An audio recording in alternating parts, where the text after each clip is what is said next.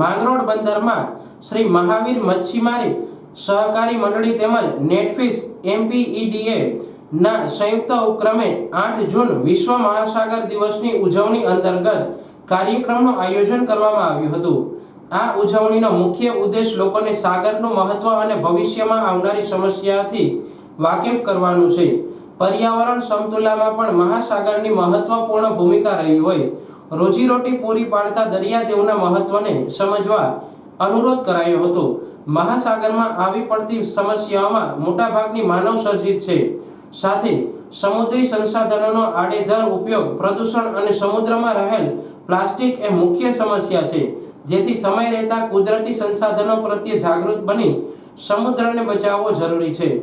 कुदरत पोतानुं रौद्र स्वरूप ले ते पहेला आपणे महासागरने आपणी जवाबदारी समजी लईए ते जरूरी छे सहितनुं मार्गदर्शन आपवामां आव्युं हतुं।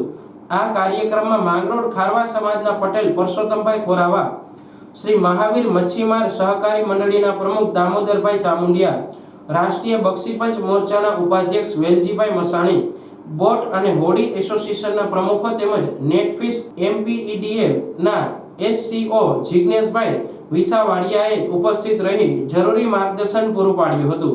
आ कार्यक्रममां बहोળી संख्यामां सागर खेडूओए उपस्थित रही कार्यक्रमने सफल बनाव्यो हतो।